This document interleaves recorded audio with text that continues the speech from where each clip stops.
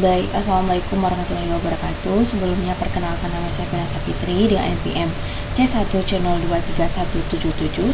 Saya dari kelas 5E. Di video kali ini saya akan membahas bab 7, yaitu tentang transaksi entitas anak, induk dan entitas anak pada utang. Baik, adapun tujuan pembelajaran kita pada saat ini itu ada 3. Yang pertama itu untuk memahami konsep terkait dengan reaksi jual beli instrumen utang antar entitas induk dan juga entitas anak, seperti dampaknya terhadap penyusunan laporan keuangan konsolidasian. Kemudian yang kedua itu memiliki kemampuan untuk membuat jurnal eliminasi terkait dengan transaksi pembelian obligasi langsung oleh pihak afiliasi. Yang ketiga itu ada memiliki kemampuan untuk membuat jurnal eliminasi terkait dengan transaksi pembelian obligasi entitas anak dari pihak non-afiliasi. Kita langsung masuk ke materi yang pertama, itu ada transaksi utang antara entitas induk dan juga entitas anak, di mana untuk mendanai operasinya itu biasanya entitas anak itu memperoleh pinjaman atau menerbitkan instrumen utang yang dibeli oleh entitas induknya, seperti yang disebutkan dalam ilustrasi pembukaan, yaitu PT Pembangunan Perumahan Urban itu memperoleh pinjaman sebesar 56 miliar dari induk perusahaannya. Sedangkan PTPP atau Persero itu kemudian pinjaman tersebut itu akan digunakan untuk usaha mendanai kebutuhan operasionalnya. Contoh itu dari transaksi utang antar induk dan juga anak, itu perusahaan adalah pemberian pinjaman oleh PT Wijaya Karya Tbk Wika kepada anak usahanya, yaitu PT Wijaya Karya Industri Energi. Pinjaman sebesar 8,2 miliar itu tersebut akan dimanfaatkan untuk mengembangkan anak usaha Wika tersebut. Teman-teman itu bisa melihat di halaman 231, itu ada ilustrasi 7.1, di mana di sana itu menjelaskan bahwasannya itu PT Pelapa itu atau PTP itu memiliki 100% saham dan PT Samudra atau PTS itu PTP itu memberikan fasilitas kredit kepada PTS itu senilai 500 juta pada 1 Juli 2020. Pinjaman tersebut jatuh tempo pada 1 Juli 2021. Dana tersebut akan digunakan PTS untuk membuka lini bisnis yang baru. Atas pinjaman tersebut, PTS itu dikenakan bunga sebesar 5%. Bunga dibayarkan secara semesteran. Ilustrasi di atas itu dapat digambarkan dalam gambaran berikut itu, di mana PTP itu pendapatan bunga itu 12 juta 500.000, piutang bunganya itu 12.500.000. Pada uang yang dimiliki itu ada 500 juta. Kemudian pada PTS itu beban bunganya itu 12.500.000 dan utang bunganya itu 12.500.000. Dimana berikut pencatatan PTP terkait fasilitas kredit yang diberikan oleh PTS itu pada tanggal 1 Juli 2020 itu piutang pada kas itu senilai 500 juta. Kemudian pada 31 Desember 2020 itu piutang bunga pada pendapatan bunga itu senilai 12.500.000, di mana pencatatan PTS terkait fasilitas kredit yang diperoleh PTP itu pada 1 Januari 2020 itu PTS itu mencatat pada kas pada utang itu senilai 500 juta pada tanggal 31 Desember 2020 itu, di mana PTS ini mencatat beban bunga pada utang bunga itu senilai 12.500.000.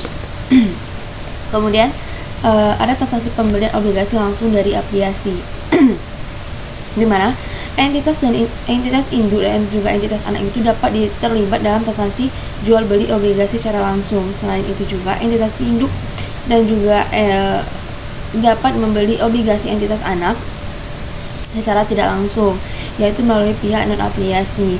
Kedua transaksi memiliki dampak yang berbeda terhadap pencatatan entitas induk dan juga jurnal eliminasi yang harus disiapkan. Oleh karena itu,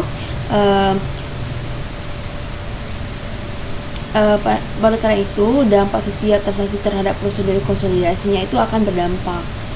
Kemudian ada pembelian pada nilai VaR, di mana ketika entitas induk menerbitkan obligasi pada nilai VaR dan dibeli langsung oleh entitas anak, maka diperlukan jurnal eliminasi untuk menghapus akun investasi pada obligasi tersebut. Pada obligasi, utang obligasi, pendapatan bunga dan juga serta beban bunga. Contohnya itu di 7.1 di halaman 233 itu ada ilustrasi tentang pembelian pada nilai par itu ada neraca saldo pada tanggal 31 Desember 2020. Itu teman-teman bisa melihat aja buku teman-teman itu di halaman 234. Di sini saya akan bahas tentang jurnalnya saja ya. Itu ada atas penerbitan obligasi tersebut, PTP Nusantara akan melakukan pencatatan yang pertama itu pada tanggal 1 Juli 2020. Itu PTP itu mencatat kas pada utang obligasi senilai 500 juta. Kemudian pada tanggal 31 Desember 2020 itu PTP itu mencatat beban bunga pada utang bunga itu senilai 20 juta. Sedangkan pencatatan PT Andalas terkait dengan pembelian obligasi PT Nusantara itu pada tanggal 1 Juli 2020 itu PT Andalas itu mencatat investasi pada obligasi pada kas itu senilai 300 juta. Pada tanggal 31 Desember 2020 itu piutang bunga pada pendapatan bunga itu senilai 12 juta.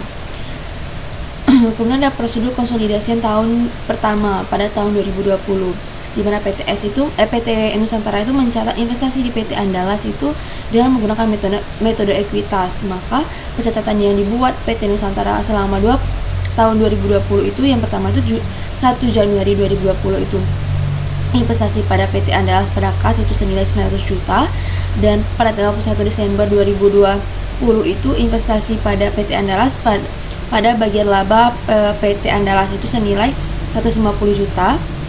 Kemudian pada tanggal 30 Desember 2020 itu kas pada investasi pada PT Andalas itu senilai 37.500.000. Untuk jurnal eliminasinya teman-teman bisa melihat di buku halaman 236. Baik, sekarang saya akan menjelaskan tentang pembelian bukan pada nilai par. Obligasi dapat diterbitkan bukan pada nilai par-nya. Hal ini terjadi pada satu kupon obligasi berbeda dengan tingkat bunga pasar. Ketika kupon obligasi lebih rendah, maka dibandingkan tingkat bunga pasar, maka obligasi itu diterbitkan pada nilai diskon. Sedangkan pada saat kupon obligasi lebih tinggi dibandingkan tingkat bunga pasar, maka terdapat premium atas penerbitan obligasi tersebut. Ketika obligasi diterbitkan bukan pada nilai par, maka diskon atau premium yang muncul dari penerbitan obligasi tersebut juga harus dieliminasi. Untuk contohnya itu ada contoh 772 di halaman 238 dan 239. Itu ada neraca saldo per 31 Desember. Teman-teman bisa melihat di halaman 239. Di mana di sana di sini saya akan membahas tentang jurnalnya saja di halaman 240. Itu berikut pencatatan yang dibuat PT Nusantara terkait dengan obligasi yang diterbitkan.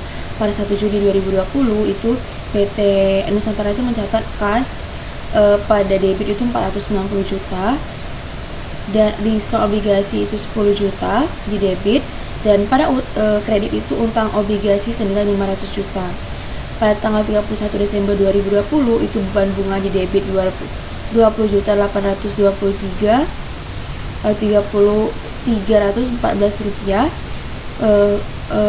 Kemudian pada kreditnya itu utang bunga dan juga diskon obligasi itu senilai 20 juta dan 823.314 rupiah. Sedangkan pencatatan pada PT Andalas terkait dengan pembelian obligasi PT Nusantara itu yang pertama itu pada tanggal 1 Juli 2020 itu investasi pada obligasi pada kas itu 294 juta. Kemudian pada tanggal 31 Desember 2020 itu investasi pada obligasi itu di debit senilai 463.989 rupiah. Piutang bunga pada debit itu 12 juta, dan pada pendapatan bunga pada kredit itu ada 12.439.989 rupiah. Baik, saya lanjutkan pada transaksi pembelian obligasi entitas anak dari pihak non-afiliasi, di mana pembelian pada harga saham dengan nilai tercatat pada saat entitas induk membeli obligasi pada obligasi entitas anak dari pihak non-afiliasi, maka pada harga sama juga dengan nilai catatan obligasi tersebut, maka jurnal eliminasi yang dibuat pada saat menyiapkan laporan keuangan konsolidasiannya itu sama dengan jurnal eliminasi pada saat pembelian obligasi langsung dari entitas induk atau entitas anak, baik pada nilai par maupun bukan nilai par. Karena ada pembelian pada harga berbeda dengan nilai tercatat. Entitas induk itu dapat membeli obligasi entitas anak dari pihak non-afiliasi pada harga yang berbeda dengan nilai tercatat obligasi tersebut. Ketika entitas induk membeli obligasi entitas anak pada nilai yang berbeda dengan nilai yang tercatat obligasi, maka dari sudut pandang konsolidasi muncul keuntungan atau kerugian dari penarikan obligasi tersebut. Jika entitas induk membeli obligasi entitas anak pada harga yang lebih rendah dibandingkan dengan nilai tercatat obligasi, maka muncul keuntungan penarikan obligasi dan laporan keuangan konsolidasian.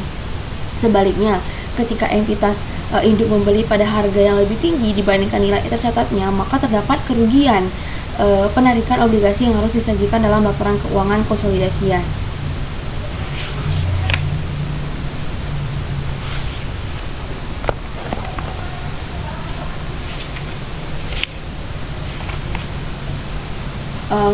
Kemudian ada ilustrasi komprehensif, itu akan membahas tentang jurnal-jurnal dan juga neraca saldo nya juga.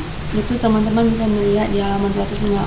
Mungkin di sini saya tidak akan menjelaskan. Mungkin teman-teman bisa mempelajarinya di buku. Mungkin itu saja yang dapat saya sampaikan di bab 7. Saya akhiri. Wassalamualaikum warahmatullahi wabarakatuh.